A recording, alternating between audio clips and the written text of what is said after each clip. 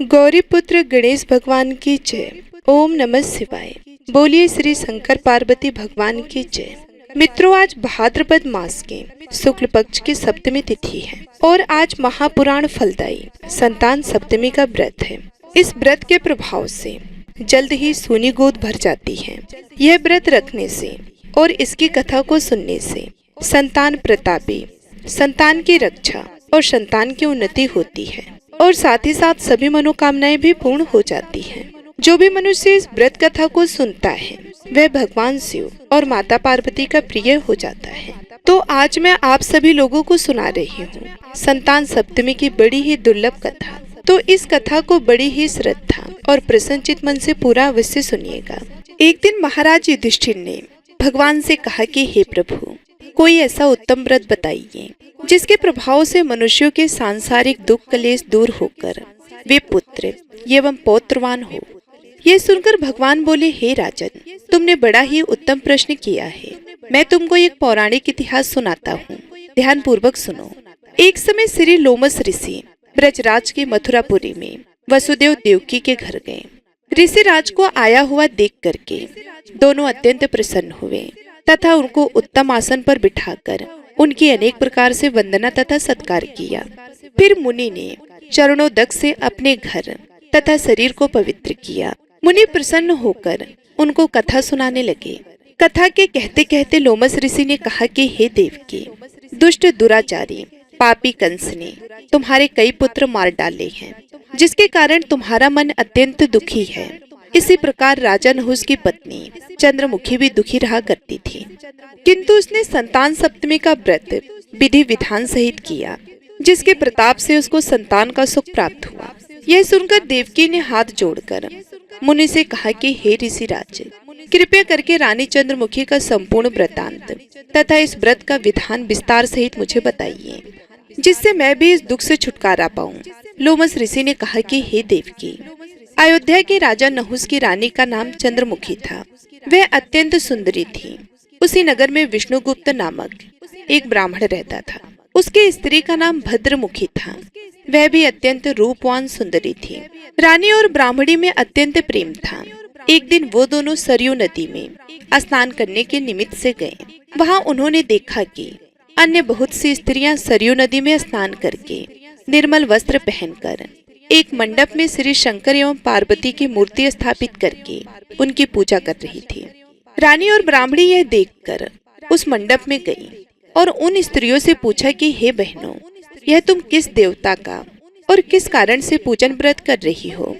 यह सुनकर स्त्रियों ने कहा कि हम संतान सप्तमी का व्रत कर रहे हैं। अभी हमने शिव पार्वती का पूजन चंदन अक्षत आदि से षोडशोपचार विधि से किया है। यह सब इसी पुनीत व्रत का विधान है। यह सुनकर रानी और ब्राह्मणी ने भी इस व्रत के करने का मन ही मन संकल्प किया और घर वापस लौट आई। ब्राह्मणी भद्रमुखी तो इस व्रत को नियम पूर्वक करती रही, किंतु रानी राजमत के कारण कभी इस व्रत को करती और कभी भूल जाती। कुछ समय बाद वे दोनों मर गईं।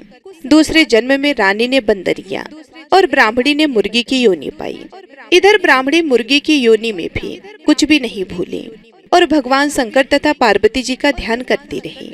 उधर रानी बंदरिया की योनि में थी तो रानी सब कुछ भूल गई। थोड़े समय के बाद इन दोनों ने यह देह भी त्याग दी। अब इनका तीसरा जन्म पुनः मनुष्य योनि में हुआ। उस ब्राह्मणी ने तो एक ब्राह्मण के यहाँ कन्या के रूप में जन्म लिया तथा रानी को एक राजा के यहाँ राजकन्या के रूप में जन्म मिला। उस ब्राह्मण कन्या का नाम भूषड़ा देवी रखा गया तथा विवाह योग्य होने पर उसका विवाह गोकुल निवासी अग्निभील नामक एक ब्राह्मण से कर दिया गया। भूषड़ा देवी इतनी सुंदर थी कि वे आभूषण रहित होते हुए भी अत्यंत सुंदर लगती थी कि कामदेव की पत्नी रति भी उसके सम्मुख लजाती थी।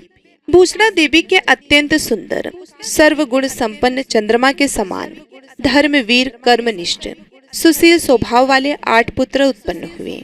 यह शिव के व्रत का पुनीत फल था।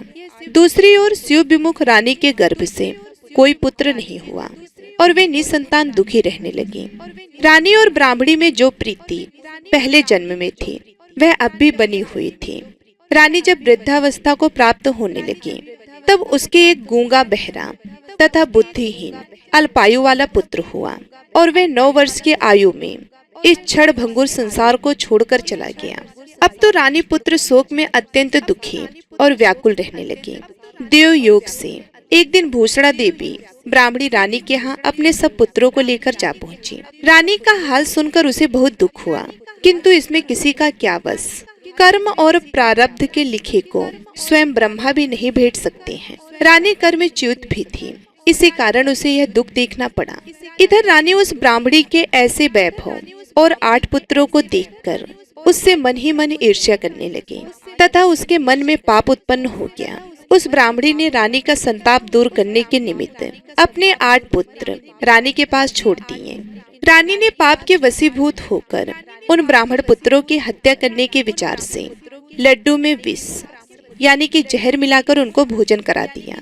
परंतु भगवान शंकर की कृपा से एक बालक की भी मृत्यु नहीं हुई।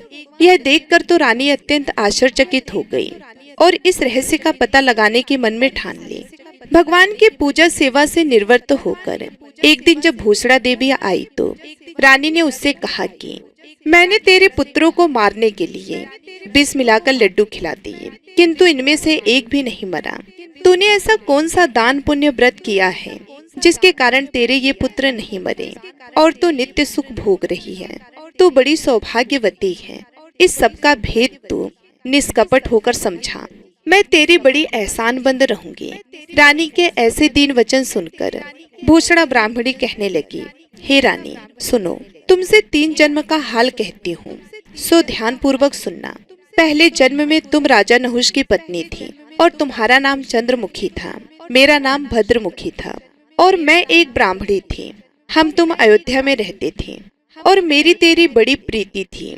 एक दिन हम तुम दोनों सरयू नदी में स्नान करने गए और दूसरी स्त्रियों को संतान सप्तमी का उपवास शिव जी का पूजन अर्चन करते देखकर हमने तुमने भी इस उत्तम व्रत को करने की प्रतिज्ञा की थी। तुम तो राजमत के कारण सब भूल गई, जिससे झूठ बोलने का तुमको दोष लगा, उसे तुम आज भी भोग रही हो। मैंने इस व्रत को आचार विचार सहित नियम पूर्वक सदैव किया और आज भी करती हूँ। दूसरे जन्म में तुमको बंदरिया का जन्म मिला तथा मुझे मुर्गी की योनि मिली। भगवान शंकर की कृपा से इस व्रत के प्रभाव तथा भगवान नाम को मैं इस जन्म में भी नहीं भूली और निरंतर इस व्रत को नियम अनुसार करती रही। तुम अपने इस संकल्प को इस जन्म में भी भूल गई। मैं तो समझती हूँ कि तुम्हारे ऊपर यह जो भारी संकट है उसका एकमात्र यही कारण है और दूसरा कोई कारण नहीं हो सकता है। इसलिए मैं कहती हूँ कि तुम अब भी इस संतान सप्तमी के व्रत को नियम से करो तो कदाचित तुम्हारा संकट दूर हो जाए। लोमस ऋषि ने कहा कि हे देवी, भूषणा ब्राह्मणी के मुख से अपने पूर्व जन्म की कथा तथा व्रत के संकल्प की बात सुनकर रानी को भी पुरानी बातें याद आ गई और वे पश्चाताप करने लगी। अब रानी भूषणा ब्राह्मणी के चरणों में पड़कर क्षमा याचना करने लगी और भगवान शंकर पार्वती की अपार महिमा के गीत गाने लगी। उस दिन से रानी ने नियमानुसार संतान सप्तमी का व्रत किया, जिसके प्रभाव से रानी को संतान सुख भी मिला तथा संपूर्ण सुख भोग कर वह रानी शिवलोक को गई। भगवान शंकर के व्रत का ऐसा प्रभाव है कि पथ भ्रष्ट मनुष्य भी अपने पथ पर अग्रसर हो जाता है और अंत में ऐश्वर्य भोग कर मोक्ष को प्राप्त करता है। लोमस ऋषि ने आगे कहा कि हे देवकी, इसलिए मैं तुमसे भी कहता हूँ कि इस व्रत को करने का दृढ़ संकल्प अपने मन में करो तो तुमको भी अब संतान सुख प्राप्त होगा। इतनी कथा सुनकर देवकी हाथ जोड़कर लोमस ऋषि से कहने लगी कि हे ऋषि राज, इस पुनीत व्रत को अवश्य करूंगी, किंतु आप इस कल्याणकारी एवं संतान सुख देने वाले व्रत का विधान, नियम, विधि आदि विस्तार से समझाइए। यह सुनकर ऋषि बोले कि हे देवकी, यह पुनीत व्रत भादो के महीने के शुक्ल पक्ष की सप्तमी के दिन किया जाता है। उस दिन ब्रह्म मुहूर्त में उठकर किसी नदी अथवा कुएं के पवित्र जल से स्नान करके निर्मल वस्त्र पहनना चाहिए। फिर श्री शंकर भगवान तथा जगदम्बा पार्वती जी की मूर्ति की स्थापना करें। इन प्रतिमाओं के सम्मुख सोने चांदी के तारों का अथवा रेशम का एक गंडा बनवाएं। उस गंडे में 7 गांठें लगानी चाहिए। इस गंडे को धूप दीप अष्टगंध से पूजा करके अपने हाथों में बांधें और भगवान शंकर से अपनी कामना सफल होने की शुद्ध भाव से प्रार्थना करें। तदंतर मीठी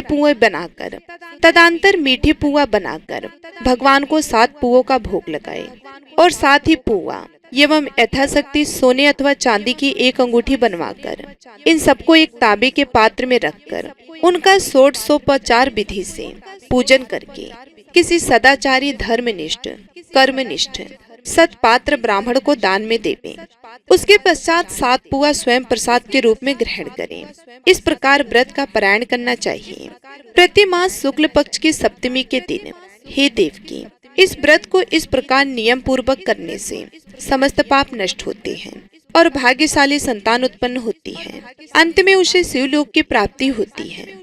हे देवकी, मैंने तुमको संतान सप्तमी का व्रत संपूर्ण विधान विस्तार सहित वर्णन कर दिया है। इसको अब तुम नियम पूर्वक करो, जिससे तुमको उत्तम पूर्ण आयु संतान प्राप्त होगी। इतनी कथा कहकर भगवान आनंद कंद श्री कृष्ण ने धर्मावतार युधिष्ठिर से कहा कि श्री लोमस ऋषि इस प्रकार से हमारी माता को शिक्षा देकर चले गए। ऋषि के कथन अनुसार हमारी माता देवकी ने इस व्रत को नियम अनुसार किया, जिसके प्रभाव से हम उत्पन्न हुए। यह व्रत विशेष रूप से स्त्रियों को तो कल्याणकारी है ही, परंतु पुरुषों को भी समान रूप से कल्याणदायक है। संतान सुख देने वाला, पापों का नाश करने वाला यह उत्तम व्रत है, जिसे स्वयं भी करें और मनोकामना पूर्ण होने पर दूसरों से भी करवाएं। नियम पूर्वक जो भी इस व्रत को करता है और भगवान शंकर एवं पार्वती की सच्चे मन से आराधना करता है, वे निश्चय ही अमर यश प्राप्त करके अंत में शिवलोक को प्राप्त होता है। तो प्रेम से बोलिए भगवान भोलेनाथ की जय। उम्मीद करती हूँ ये कथा आप सभी लोगों को बेहद ही पसंद आई होगी। कथा यदि अच्छी लगी तो वीडियो को लाइक करके चैनल को सब्सक्राइब कर लें। कमेंट बॉक्स में ओम नमः शिवाय जय श्री कृष्ण जरूर लिखें। मिलती हूँ मैं आप सभी लोगों से अगले वीडियो में। तब तक के लिए नमस्कार। आइए अब मनोकामनाओं को पूरी करने वाले भगवान शिव और माता पार्वती की बड़ी ही दुर्लभ कथा को सुनते हैं। इन कथाओं को सुनने से ही व्रत पूर्ण माना जाता है। एक बार नारद जी ने भोलेनाथ जी की स्तुति करके पूछा कि प्रभु, आपको प्रसन्न करने के लिए सबसे उत्तम और सुलभ साधन क्या है? हे त्रिलोकीनाथ, आप तो निर्विकार और निष्काम हैं। आप सहज ही प्रसन्न हो जाते हैं। तब भी मेरी जानने की इच्छा है कि आपको क्या प्रिय है। तब शिव जी बोले, नारद जी, वैसे तो मुझे भक्त के भाव सबसे प्रिय हैं। फिर भी आपने पूछा है तो मैं आपको बताता हूँ। मुझे जल के साथ साथ बिल्व पत्र बहुत प्रिय हैं। जो अखंड बिल्व पत्र मुझे श्रद्धा से अर्पित करते हैं, मैं उन्हें अपने लोक में स्थान देता हूँ। नारद जी भगवान शंकर और माता पार्वती की वंदना करके अपने लोक को चले गए। उनके जाने के पश्चात पार्वती जी ने शिव जी से पूछा कि हे प्रभु, मेरी यह जानने की बड़ी तीव्र इच्छा हो रही है कि आपको बेलपत्र इतने क्यों प्रिय हैं। कृपया करके मेरी जिज्ञासा को शांत कीजिए। तब शिव जी बोले कि हे शिवे, बिल्व के पत्ते मेरी जटा के समान हैं। उसका त्रिपत्र यानी 3 पत्ते ऋग्वेद, यजुर्वेद और सामवेद हैं। शाखाएं समस्त शास्त्रों का स्वरूप है। बिल्व वृक्ष को आप पृथ्वी का कल्प वृक्ष समझें, जो ब्रह्मा, विष्णु और शिव स्वरूप हैं। हे पार्वती, स्वयं महालक्ष्मी जी ने शैल पर्वत पर बिल्व वृक्ष के रूप में जन्म लिया था। इस कारण भी बेल का वृक्ष मेरे लिए अति प्रिय है। महालक्ष्मी जी ने बिल्व का रूप धरा। यह सुनकर पार्वती जी कौतूहल में पड़ गई और पार्वती जी कौतूहल से उपजी जिज्ञासा को रोक नहीं पाई। उन्होंने पूछा, देवी लक्ष्मी ने आखिर बिल्व वृक्ष का रूप क्यों लिया? आप ये कथा विस्तार से कहें। तब भोलेनाथ ने देवी पार्वती जी को कथा सुनाना आरंभ किया और कहा कि हे देवी, सतयुग में ज्योति रूप में मेरे अंश का रामेश्वर लिंग था। ब्रह्मा आदि देवों ने उसका विधिवत पूजन अर्चन किया था। इसका परिणाम ये हुआ कि मेरे अनुग्रह से वाणी देवी सबको प्रिय हो गई। वे भगवान विष्णु को स्वतंत्र प्रिय हो गई। मेरे प्रभाव से भगवान केशव के मन में वाग देवी के लिए जितनी प्रीति उत्पन्न हुई, वह स्वयं लक्ष्मी जी को नहीं भाई। लक्ष्मी देवी का श्री हरि के प्रति मन में कुछ दुराव पैदा हो गया। वे चिंतित और रुष्ट होकर चुपचाप परम उत्तम श्री शैल पर्वत पर चली गईं। वहां उन्होंने तप करने का निश्चय किया और उत्तम स्थान का चयन करने लगे। महालक्ष्मी ने उत्तम स्थान का निश्चय कर मेरे लिंग विग्रह की उग्र तपस्या प्रारंभ की। उनकी तपस्या कठोरतम होती जा रही थी। हे परमेश्वरी, कुछ समय के बाद महालक्ष्मी जी ने मेरे लिंग विग्रह से थोड़ी ही देर में एक वृक्ष का रूप धारण कर लिया। अपने पत्तों और पुष्प द्वारा निरंतर मेरा पूजन करने लगे। इस तरह महालक्ष्मी जी ने लाखों वर्षों तक घोर आराधना की। अंततः उन्हें मेरा अनुग्रह प्राप्त हुआ। मैं वहां प्रकट हुआ और देवी से इस घोर तप की आकांक्षा पूछकर वर देने को तैयार हुआ। महालक्ष्मी जी ने मांगा कि श्री हरि के हृदय में मेरे भाव से वाग देवी के लिए जो स्नेह हुआ है वह समाप्त हो जाए। तब शिव जी बोले। मैंने महालक्ष्मी जी को समझाया, श्री हरि के हृदय में आपके अतिरिक्त किसी और के लिए कोई प्रेम नहीं है। वाग देवी के प्रति उनका प्रेम नहीं अपितु श्रद्धा है। यह सुनकर लक्ष्मी जी प्रसन्न हो गई और पुनः श्री विष्णु के हृदय में स्थित होकर निरंतर उनके साथ विहार करने लगी। हे पार्वती, महालक्ष्मी के हृदय का एक बड़ा विकार इस प्रकार दूर हो गया। इस कारण हरिप्रिया उसी वृक्ष रूप में सर्वदा अतिशय भक्ति से भरकर यत्न पूर्वक मेरी पूजा करने लगी। हे पार्वती, इसी कारण बिल्व का वृक्ष, उसके पत्ते, फल फूल आदि मुझे बहुत प्रिय हैं। मैं निर्जन स्थान में बिल्व वृक्ष का आश्रय लेकर रहता हूँ। बिल्व वृक्ष को सदा सर्व तीर्थ में एवं सर्व देवम मानना चाहिए। बिल्व पत्र, बिल्व फूल, बिल्व वृक्ष अथवा बिल्व के चंदन से जो मेरा पूजन करता है वह भक्त मेरा अति प्रिय है। बिल्व वृक्ष को शिव के समान ही समझे, वह मेरा शरीर है। जो बिल्व पर चंदन से मेरा नाम अंकित करके मुझे अर्पण करता है, मैं उसे सभी पापों से मुक्त करके अपने लोक में स्थान देता हूँ। हे देवी, उस व्यक्ति को स्वयं लक्ष्मी जी भी नमस्कार करती हैं जो मेरा पूजन करते हैं। जो बिल्व मूल में प्राण छोड़ता है उसको रुद्र देह प्राप्त होता है और ऐसे मनुष्यों पर सदैव ही माता लक्ष्मी की कृपा रहती है और साथ ही साथ भगवान नारायण की भी कृपा उन पर सदैव बनी रहती है। तो प्रेम से बोलिए भगवान शिव और माता पार्वती की जय। आइए हम मनोकामनाओं को पूरी करने वाली दूसरी कथा को भी सुनते हैं। एक बार की बात है, माता पार्वती शिव जी को पति के रूप में प्राप्त करने के लिए घोर तप कर रही थी। उनके तप को देखकर देवताओं ने शिव जी से देवी की मनोकामनाओं को पूर्ण करने की प्रार्थना की। शिव जी ने पार्वती जी की परीक्षा लेने के लिए सप्त ऋषियों को भेजा। सप्त ऋषियों ने शिव जी के सैकड़ों अवगुण गिनाए, पर पार्वती जी को महादेव जी के अलावा किसी और से विवाह मंजूर नहीं था। तब शंकर जी ने स्वयं पार्वती जी की परीक्षा लेने की ठानी। तब भगवान शंकर स्वयं प्रकट हुए और पार्वती जी को वरदान देकर अंतर ध्यान हुए। इतने में पार्वती माता जहाँ पर तप कर रही थी वहीं पास में तालाब में मगरमच्छ ने एक लड़के को पकड़ लिया। लड़का जान बचाने के लिए चिल्लाने लगा। तब पार्वती जी से उस बच्चे की चीख सुनी नहीं गई। द्रवित होकर वे तालाब पर पहुंची। वहां देखा कि मगरमच्छ लड़के को तालाब के अंदर खींच करके ले जा रहा था। लड़के ने देवी को देखकर कहा कि मेरी माता और पिता और भाई बंधु कोई नहीं है, आप मेरी रक्षा करें। तो पार्वती जी ने कहा कि मगरमच्छ, इस लड़के को छोड़ दो।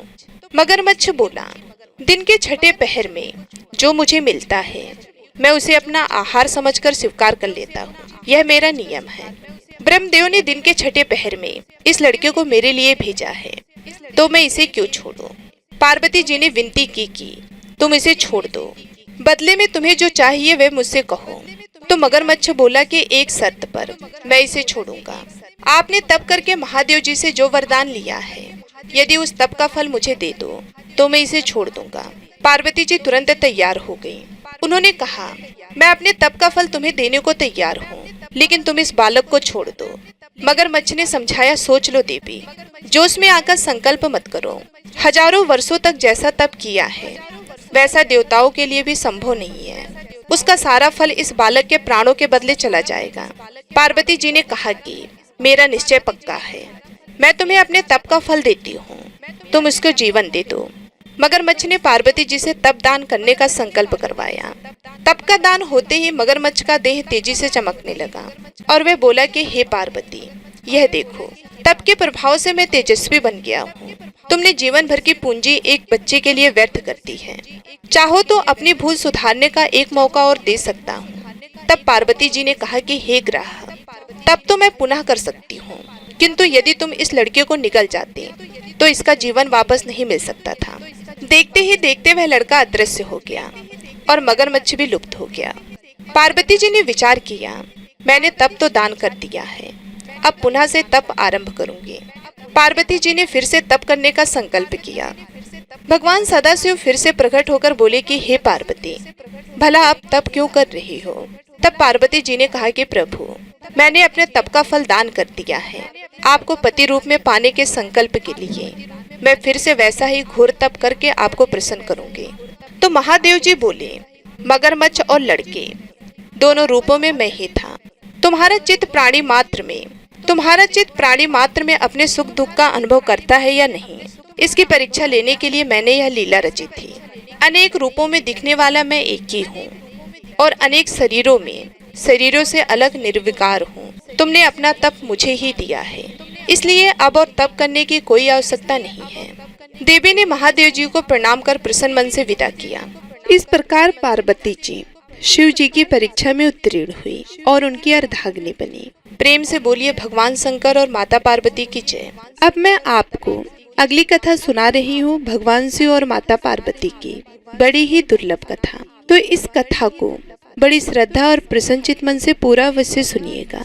भगवान श्री कार्तिकेय जी शिव पार्वती जी के पुत्र हैं तथा सदैव बालक रूप ही रहते हैं, परंतु उनके इस बालक स्वरूप का भी एक रहस्य है। एक बार शंकर भगवान ने पार्वती जी के साथ जुआ खेलने की अभिलाषा प्रकट की। खेल में भगवान शंकर जी अपना सब कुछ हार गए। हारने के बाद भोलेनाथ जी अपनी लीला को रचते हुए पत्तों के वस्त्र पहनकर गंगा के तट पर चले गए। कार्तिकेय जी को जब सारी बात पता चली तो वह माता पार्वती से समस्त वस्तुएं वापस लेने के लिए आए। इस बार खेल में पार्वती जी हार गई तथा कार्तिकेय जी शंकर जी का सारा सामान लेकर वापस चले गए। अब इधर पार्वती जी भी चिंतित हो गई कि सारा सामान भी गया तथा पति भी दूर हो गए। पार्वती जी ने अपनी व्यथा अपने प्रिय पुत्र गणेश जी को बताई तो तीव्र बुद्धि वाले गणेश जी स्वयं जुआ खेलने शंकर भगवान जी के पास पहुँचे। गणेश जी इस खेल में जीत गए और लौटकर अपनी जीत का समाचार अपनी माता पार्वती को सुनाया। इस पर पार्वती जी बोली कि उन्हें अपने पिता को साथ लेकर आना चाहिए था। गणेश जी फिर भोलेनाथ जी की खोज करने निकल पड़े। भोलेनाथ जी से उनकी भेंट हरिद्वार में हुई। उस समय भोलेनाथ भगवान विष्णु जी व कार्तिकेय जी के साथ भ्रमण कर रहे थे। पार्वती जी से नाराज भोलेनाथ ने लौटने से मना कर दिया। भोलेनाथ जी अपनी शक्ति से गणेश जी के यहाँ मूसक को बिल्ली का रूप धारण करके डरा दिया। मूसक गणेश जी को छोड़कर भाग गए। इधर भगवान विष्णु उन भोलेनाथ की इच्छा से पास का रूप धारण कर लिया था।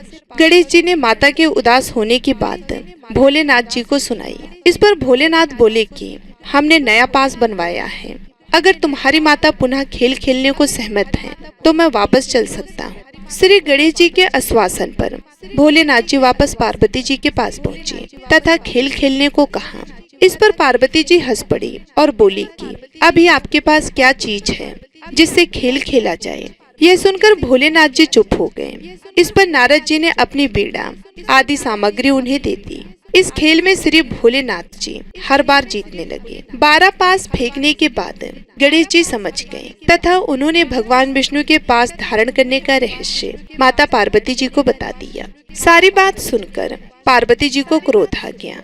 रावण ने माता को समझाने का प्रयास किया पर उनका क्रोध शांत नहीं हुआ तथा क्रोधवश उन्होंने भोलेनाथ जी को श्राप दिया कि गंगा की धारा का बोझ उनके सर पर रहेगा। नारद जी को कभी एक स्थान पर न टिकने का श्राप मिला। भगवान विष्णु जी को श्राप दिया कि यही रावण तुम्हारा शत्रु होगा तथा रावण को श्राप दिया कि विष्णु ही तुम्हारा विनाश करेंगे। कार्तिकेय जी को भी माता पार्वती जी ने कभी जवान न होने का श्राप दिया। इस पर सर्वजन चिंतित हो उठे। तब नारद जी ने अपनी विनोदपूर्ण बातों से माता का क्रोध शांत किया तो माता ने उन्हें वरदान मांगने को कहा। नारद जी बोले कि आप सभी को वरदान दे तभी मैं वरदान लूंगा। पार्वती जी सहमत हो गई। तब भगवान शंकर जी ने कार्तिक शुक्ल के हुए में विजयी रहने वाले को वर्ष भर विजय बनाने का वरदान मांगा। भगवान विष्णु जी ने अपने प्रत्येक छोटे बड़े कार्य में सफलता का वरदान मांगा, परंतु कार्तिकेय जी ने सदा बालक रहने का ही वरदान मांगा। नारद जी ने वरदान मांगा कि मुझे विषय वासना का संसर्ग ना हो तथा सदा भागवत स्मरण में ही लीन रहूं। अंत में रावण ने माता पार्वती जी से समस्त वेदों की सर्व विस्तृत व्याख्या पाने का वरदान मांगा। तब माता पार्वती जी ने रावण को समस्त वेदों की सर्व विस्तृत व्याख्या देते हुए सबके लिए तथास्तु कहा। कार्तिकेय जी के जन्म के पहले जब ताड़कासुर के अत्याचार से सभी देवता पीड़ित थे, तभी भगवान शंकर जी ने पार्वती जी का पानी ग्रहण किया था और तब 6 मुख वाले कार्तिकेय जी का जन्म हुआ था। उन्होंने ही तारका का वध किया था। तो बोलिए शंकर पार्वती भगवान की जय। आइए अब मनोकामनाओं की पूर्ति करने वाली अगली कथा माता सती की सुनते हैं। राजा दक्ष प्रजापति की सभी पुत्रियां गुणवती थी, फिर भी दक्ष के मन में संतोष नहीं था। वे चाहते थे कि उनके घर में एक ऐसी पुत्री का जन्म हो जो सर्वशक्ति संपन्न हो एवं सर्वगुण संपन्न हो। तो राजा दक्ष ऐसे ही पुत्री की कामना लेकर तप करने लगे। तप करते करते बहुत अधिक दिन बीत गए। तो भगवती देवी ने प्रकट होकर कहा कि मैं तुम्हारे तप से बहुत ही प्रसन्न हूँ, तुम किस प्रकार से तप कर रहे हो। तो दक्ष ने तप करने का कारण बताया। तो माँ बोली कि मैं स्वयं तुम्हारे यहाँ पुत्री के रूप में जन्म लूंगी, मेरा नाम सती होगा। मैं सती के रूप में जन्म लेकर अपनी लीलाओं का विस्तार करूंगी, लेकिन तुम्हारी वजह से अगर मुझे जरा सा भी दुख हुआ तो मैं अपनी जान दे दूंगी। तो इस तरह का वरदान पाकर राजा दक्ष बहुत ही खुश हुए। भगवती देवी ने राजा दक्ष के यहाँ सती के रूप में जन्म लिया। सती राजा दक्ष की सभी पुत्रियों में से सबसे अलौकिक थी। सती ने बाल्यावस्था में ही कई ऐसे अलौकिक आश्चर्यचकित करने वाले कार्य करके दिखाए थे, जिन्हें देखकर स्वयं दक्ष भी आश्चर्यचकित हो जाते थे। ऐसा करते करते समय के साथ साथ सती बड़ी होती गई। जब सती विवाह योग्य हुई तो राजा दक्ष को उनके लिए वर की चिंता होने लगी। तो उन्होंने एक दिन ब्रह्मा जी से इस विषय में विचार विमर्श किया। तो ब्रह्मा जी ने कहा कि सती भगवती का अवतार है, भगवती आदि शक्ति, शिव आदि पुरुष है, अतः सती के विवाह के लिए शिव ही योग्य है और उचित वर है। तो दक्ष ने ब्रह्मा जी की बात मानकर सती का विवाह भगवान शिव के साथ कर दिया। सती कैलाश में जाकर भगवान शिव के साथ रहने लगी। भगवान शिव दक्ष के दामाद थे, किंतु किसी वजह से दक्ष के हृदय में भगवान शिव के प्रति बैर और विरोध भाव पैदा हो गया। एक बार देवलोक में ब्रह्मा जी ने धर्म के निरूपण के लिए एक बड़ी सभा का आयोजन किया था। सभी बड़े बड़े देवता इस सभा में एकत्रित हुए थे। भगवान शिव भी इसी सभा में बैठे थे। सभा मंडल में राजा दक्ष का जैसे ही आगमन हुआ तो दक्ष के आने पर सारे देवतागण वहां से उठ खड़े हुए और भगवान को प्रणाम किया, पर भगवान शिव खड़े नहीं हुए और न ही उन्होंने दक्ष को प्रणाम किया। और यही वजह थी कि दक्ष ने अपना अपमान महसूस किया था। केवल यही नहीं, उनके हृदय में भगवान शिव के प्रति ईर्ष्या की आग जल उठी थी। वे उनसे बदला लेने के लिए समय और अवसर की प्रतीक्षा करने लगे और वह अवसर भी दक्ष को मिल गया था, क्योंकि राजा ने एक बहुत ही बड़े यज्ञ का आयोजन किया था। उसमें भगवान शिव और सती को नहीं बुलाया। एक बार सती और शिव कैलाश पर्वत पर बैठे हुए परस्पर वार्तालाप कर रहे थे। उसी समय आकाश मार्ग से कई विमान कनखल की ओर जाते हुए दिखाई पड़े। सती ने उन विमानों को देखकर भगवान शिव से पूछा कि प्रभु, यह सभी विमान किसके हैं और कहाँ जा रहे हैं। भगवान शिव ने उत्तर दिया कि आपके पिता ने बड़े यज्ञ का आयोजन किया है। समस्त देवता और देवगण इन्हीं विमानों में बैठकर उसी यज्ञ में सम्मिलित होने के लिए जा रहे हैं। तो यह सुनते ही सती ने कहा कि क्या मेरे पिताजी ने आपको यज्ञ में सम्मिलित होने के लिए नहीं बुलाया। तो भगवान शंकर ने कहा कि आपके पिताजी मुझसे बैर भाव रखते हैं, तो वह मुझे यज्ञ में क्यों बुलाएंगे। तो भगवान भोलेनाथ की बात सुनकर सती मन ही मन कुछ देर तक विचार करती रही और फिर बोली कि यज्ञ के इस अवसर पर मेरी सभी बहनें आएंगी और मुझे उनसे मिले हुए बहुत दिन हो गए हैं। अगर आप मुझे जाने की अनुमति दे तो मैं अपने पिता के घर जाना चाहती हूँ। यज्ञ में भी सम्मिलित हो लूंगी और इसी बहाने अपने बहनों से मिलने का भी शुभ अवसर मुझे मिल जाएगा। तो भगवान शिव कहने लगे कि इस समय तुम्हारा वहां जाना उचित नहीं होगा। आपके पिताजी मुझसे बैर भाव रखते हैं, हो सकता है वे आपका अपमान भी करें। बिना बुलाए किसी के घर जाना उचित नहीं होता। तो सती ने यह सुनकर कहा कि आप ऐसा क्यों कह रही हैं, वह मेरे पिता का घर है। तो भगवान शिव ने उत्तर दिया कि विवाहित लड़कियों को बिना बुलाए पिता के घर जाना नहीं चाहिए, क्योंकि विवाह हो जाने पर लड़की अपने पति की हो जाती है, पिता के घर से उसका संबंध टूट जाता है। लेकिन सती बार बार पीहर जाने के लिए हट करती रही। और अपनी बात को बार बार दोहरा रही थी। तो उनकी इतनी इच्छा देखकर भगवान शिव ने उन्हें पीहर जाने की अनुमति दे दी और उनके साथ अपना एक गण भी भेज दिया। उस गण का नाम वीरभद्र था। सती वीरभद्र के साथ अपने पिता के घर गई। वहां जाकर सती ने देखा कि कोई भी घर का सदस्य उसे देखकर खुश नहीं हुआ और घर में सती से किसी ने भी प्रेम पूर्वक वार्ता नहीं की। और जैसे ही दक्ष ने सती को देखा तो कहा कि क्या तुम यहाँ पर मेरा अपमान कराने आई हो? अपनी बहनों की ओर देखो, कितने सुंदर सुंदर वस्त्र पहन रखे हैं और आभूषण डाल रखे हैं, और एक तुम्हारे शरीर की ओर देखो, तुम्हारे शरीर पर मात्र बाघंबर है। तुम्हारा पति शमशानवासी और भूतों का नायक है, वे तुम्हें बाघंबर के अलावा पहना ही क्या सकता है? दक्ष के कथन से सती के हृदय में पश्चाताप का सागर उमड़ पड़ा और वे सोचने लगी कि उन्होंने यहाँ आकर अच्छा नहीं किया। भगवान शिव ठीक ही कह रहे थे कि बिना बुलाए पिता के घर नहीं जाना चाहिए, लेकिन अब तो आ गई हूँ, अब हो ही क्या सकता है। और उसके पिता इसी तरह कटु और अपमानजनक शब्द बोल रहे थे, जिसे सुनकर सती को बहुत दुख तो हो रहा था, लेकिन वह फिर भी मौन रही। उसके बाद में वे यज्ञ मंडप में गई, जहाँ सभी देवता और ऋषि मुनि बैठे हुए थे, तथा यज्ञ मंडप में धू धू करती जलती हुई अग्नियों में आहुतियां डाली जा रही थी। सती ने यज्ञ मंडप में सभी देवताओं के भाग देखे, किंतु भगवान शिव का भाग नहीं देखा। वे भगवान शिव का भाग ना देखकर अपने पिता से बोली कि हे पिता श्रेष्ठ, यज्ञ में तो सबके भाग दिखाई पड़ रहे हैं, किंतु कैलाशपति का भाग नहीं है, आपने उनका भाग क्यों नहीं रखा?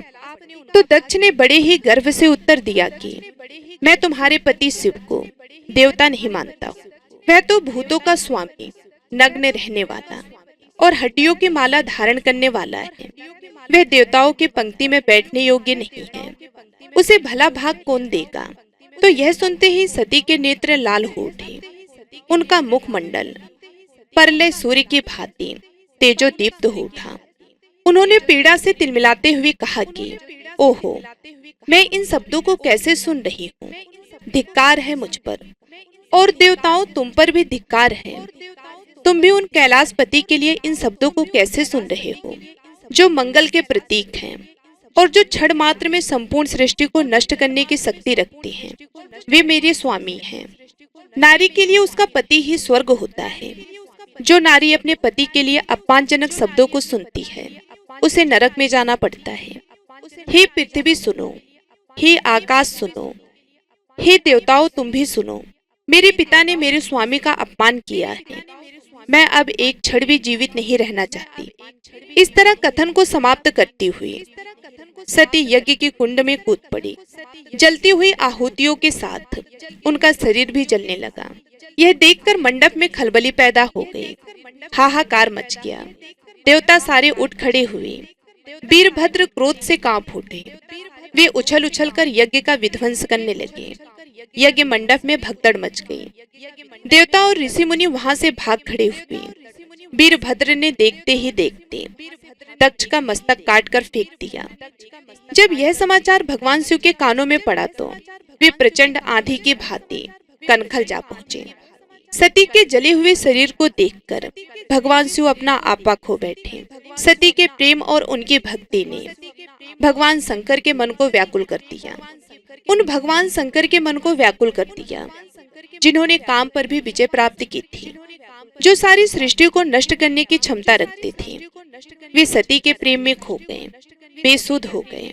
भगवान शिव उन्मत्त की भांति सती के जले हुए शरीर को कंधे पर रखकर वे सभी दिशाओं में भ्रमण करने लगे। शिव और सती के इस अलौकिक प्रेम को देखकर पृथ्वी रुक गई, हवा रुक गई, जल का प्रवाह ठहर गया और रुक गई देवताओं की सांसें। सारी सृष्टि व्याकुल हो उठी। सृष्टि के सारे प्राणी पुकारने लगे कि त्राहि माम त्राहि माम। इतना भयानक संकट देखकर सृष्टि के पालक भगवान शिव की ओर बढ़े तो भगवान विष्णु सारी सृष्टि की रक्षा करने के लिए अपने चक्र से सती के एक एक अंग को काट काट कर गिराने लगे। धरती पर 51 स्थानों में सती के अंग कट कट कर गिरे। जब सती के सारे अंग कट कट कर गिर गए तो भगवान शिव पुनः अपने आपे में आ गए और वे अपने आपे में आए तो पुनः सृष्टि के सारे काम सुचारू रूप से चलने लगे। बोलिए भगवान शिव की जय, माता सती की जय। अब आइए सुनते हैं लप्सी और तपसी की कथा, जो कि हर व्रत के बाद में अवश्य सुनना चाहिए, क्योंकि ऐसा कहा जाता है कि बगैर लप्सी और तपसी की कथा सुने बगैर कोई भी व्रत कथा पूर्ण नहीं होता। तो आइए बड़ी ही श्रद्धा से लप्सी और तपसी की कथा को सुनते हैं। एक लप्सी था, एक तपसी था। तपसी हमेशा भगवान की तपस्या करता था। तपसी हमेशा भगवान की तपस्या करता था, लेकिन उसे चोरी करने की आदत थी। लप्सी हमेशा सवा सेर की लप्सी बनाता और पहले भगवान को भोग लगाता, उसके बाद में स्वयं भोजन करता। दोनों भाइयों का यही नियम था। तो एक दिन किसी बात को लेकर दोनों में कहासुनी हो गई। तो तपसी बोला कि मैं रोजाना भगवान की तपस्या करता हूँ, इसलिए मैं बड़ा हूँ। तो लप्सी बोला कि मैं रोज भगवान को सवा सेर की लप्सी का भोग लगाता हूँ, इसलिए मैं बड़ा हूँ। ऐसा कहते हुए दोनों जोर जोर से लड़ने लगे। तभी वहां से नारद जी गुजर रहे थे। दोनों को लड़ता हुआ देखकर वहां आए और उनसे पूछा कि तुम दोनों क्यों लड़ रहे हो। तो दोनों ने अपने आप को बड़ा बताया और साथ में बड़ा होने का कारण भी बताया। तो नारद जी बोले कि मैं तुम्हारा फैसला कर दूंगा, कल आऊंगा, बता भी दूंगा कि तुम दोनों में से कौन बड़ा है। दूसरे दिन लप्सी और तपसी नहाकर अपनी रोज की भक्ति करने आए। तो नारद जी ने छुपकर 1.25 करोड़ की एक एक अंगूठी उन दोनों के आगे रख दी। जैसे ही भक्ति करते हुए तपसी की नजर उस अंगूठी पर पड़ी तो उसने चुपचाप उस अंगूठी को उठाई और अपने पैरों के नीचे दबा ली। लप्सी की नजर अंगूठी पर पड़ी, लेकिन उसने ध्यान नहीं दिया। उसने पहले भगवान को भोग लगाया और फिर स्वयं भोजन करने के लिए बैठ गया। थोड़ी देर बाद नारद जी सामने आए। तो दोनों ने पूछा कि अब बताओ, हम में से कौन बड़ा है। तो नारद जी ने तपसी से खड़ा होने के लिए कहा तो वे खड़ा हुआ। तो उसके पैर के नीचे दबी हुई अंगूठी दिखाई दी। तो नारद जी ने तपसी से कहा कि तपस्या तो तुम रोज करते हो, लेकिन इतनी तपस्या करने के बाद भी तुम्हारी चोरी करने की आदत नहीं गई। ये अंगूठी मैंने ही तुम दोनों के आगे रखी थी। मैं ये देखना चाहता था कि तुम दोनों में से किसके मन में लालच है। तो तुझे तो अंगूठी दिखाई पड़ते ही झट से अपने पैरों के नीचे दबा ली। लेकिन लप्सी का ध्यान अंगूठी पर जाने के बाद भी लप्सी ने अंगूठी को नहीं उठाया और ना ही ध्यान दिया। उसने सिर्फ अपने भगवान जी में ध्यान रखा, उन्हें भोग लगाया और बाद में स्वयं भोजन करने लगा। इसलिए लप्सी बड़ा है और तुम्हें तुम्हारी तपस्या का कोई भी फल मिलने वाला नहीं है। जितनी चाहे मर्जी तुम तपस्या कर लो, तुम्हें इसका कोई भी फल नहीं मिलेगा। तो तपसी को यह सुनकर बहुत ही दुख हुआ और वे शर्मिंदा होकर नारद जी से माफी मांगने लगा और कहने लगा, आज तक की मेरी गलती माफ करो और मुझे बताओ कि मेरी तपस्या का फल कैसे मिलेगा। आज के बाद कभी भी मैं चोरी नहीं करूंगा। तो नारद जी ने कहा कि यदि कोई गाय और कुत्ते को रोटी नहीं बनाएगा तो उसका फल तुझे मिलेगा। यदि कोई आदमी ब्राह्मण को भोजन करवा कर उसे दक्षिणा नहीं देगा तो उसका फल भी तुझे ही मिलेगा। अगर किसी को सूत वाली साड़ी अगर हम देते हैं, उसके ऊपर अगर भेंट स्वरूप कुछ रुपए नहीं देंगे तो उसका फल भी तुझे ही मिलेगा। अगर कोई व्यक्ति दिए से दिया जलाएगा तो उसका फल भी तुझे ही मिलेगा। अगर कोई औरत आंगन लीप कर चौका नहीं लीपेगी तो उसका फल भी तुझे ही मिलेगा। यदि कोई व्रत कथा में सारी कहानी सुन ले लेकिन तुम्हारी कहानी ना सुनी तो उसका फल भी तुझे ही मिलेगा। उस दिन से हर व्रत कथा और कहानी के साथ लप्सी और तपसी की कहानी कही और सुनी जाती है। बोलिए शंकर पार्वती भगवान की जय।